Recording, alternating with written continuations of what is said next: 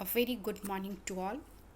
आज online classes के तहत मैं आप लोगों को वेलफेयर स्टेट या लोक कल्याणकारी राज्य के विषय में बताने जा रही हूँ।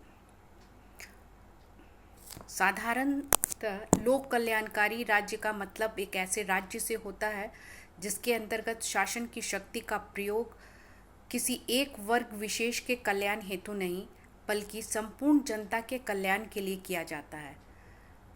लोक कल्याणकारी राज्य का विचार नया नहीं है। भारत में प्राचीन काल से ही राम राज्य की जो धारणा प्रचलित रही है वह एक ऐसे राज्य का प्रतीक है जिसके अंतर्गत प्रत्येक व्यक्ति के व्यक्तित्व का स्वतंत्र रूप से सर्वांगीण विकास करने का प्रयत्न किया जाता है। भारतीय दार्शनिकों ने अपने कृतियों में राम राज्य का या लोक कल्याणकारी राज्य का जिक्र किया है। महाभारत, पराशर की स्मृतियाँ, मार्कंडेय, मनु और याज्ञवल्क्य सभी की विचारधारा में यह बात स्पष्टतया देखी जा सकती है। जैसे उदाहरण के लिए वेदव्यास ने महाभारत में लिखा है, जो नरेश अपनी प्रजा को पुत्र के समान समझकर उसकी चतुर्मुखी उन्नति का प्रयत्न नहीं करता वह नरक का भागी होता है। प्लेटो और अरस्तु के विचारों में भी हम लोक कल्याणकारी राज्य का स्वरूप पाते हैं। प्लेटो और अरस्तु ने राज्य को एक नैतिक संगठन माना है जिसका उद्देश्य किसी वर्ग के हित में नहीं बल्कि सभी नागरिकों के हित में कार्य करना है। चलिए अब हम देखते हैं लोक कल्याणकारी राज्य की परिभाषा क्या हो सकती है। अपने वर्तमान स्वरूप में लोक कल्याणकारी राज्य की कई परिभाषाएं दी गई हैं और यह कहा गया है कि लोक कल्याणकारी राज्य का तात्पर्य एक ऐसे राज्य से है जो अपने सभी नागरिकों को न्यूनतम जीवन स्तर प्रदान करना अपना अनिवार्य उत्तरदायित्व समझता है।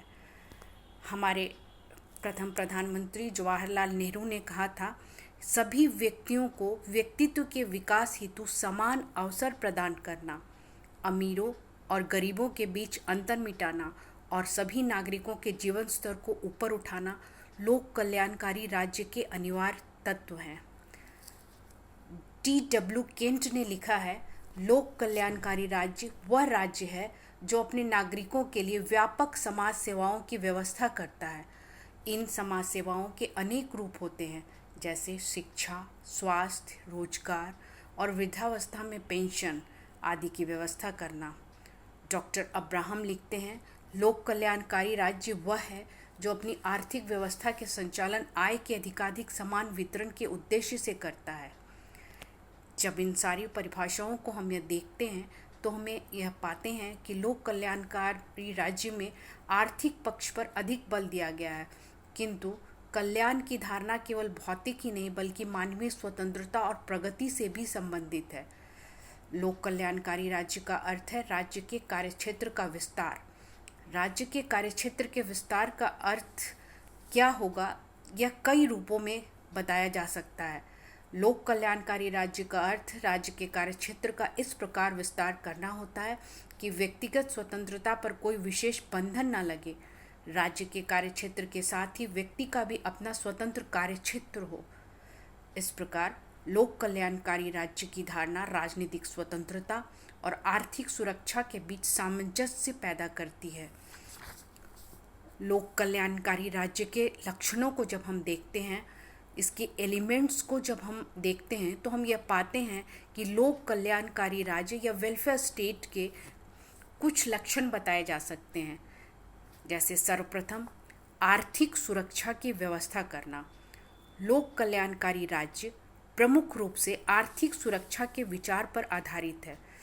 हमारा अनुभव यह स्पष्ट करता है कि शासन का स्वरूप चाहे कुछ भी हो, व्यवहार में राजनीतिक शक्ति उन्हीं लोगों के हाथ में केंद्रित होती है जो आर्थिक दृष्टि से शक्तिशाली होते हैं। इसलिए लोक कल्याणकारी राज्य आर्थिक सुरक्षा का तात्पर्य इन बातों से रखता है, जैसे सभी व्यक्तियों को रोजगार मिले, सभी व्यक्तियों को न्यूनतम जीवन स्तर की गारंटी मिले। न्यूनतम जीवन स्तर का अर्थ है भोजन, वस्त्र, निवास, शिक्षा और स्वास्थ्य की सुविधाएं।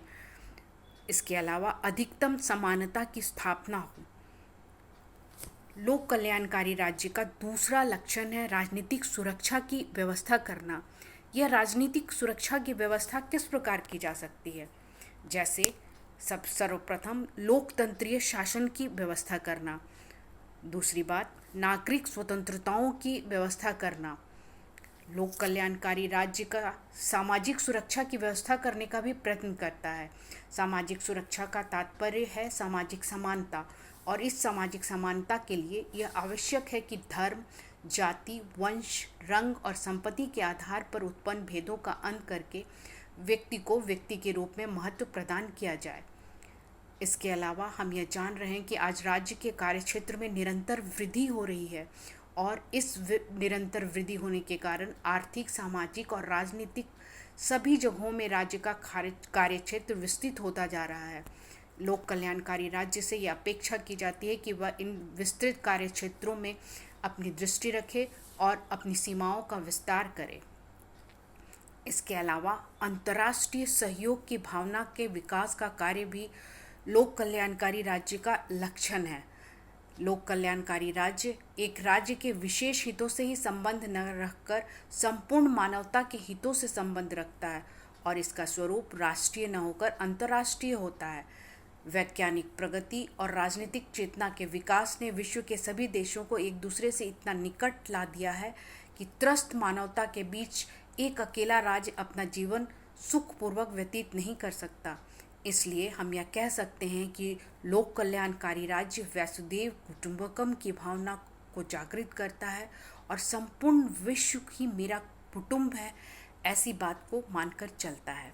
मैं अपने नेक्स्ट लेक्चर में आपको यह बताऊंगी कि लोक कल्याणकारी राज्य किन किन कार्यों को करता है। धन्यवाद।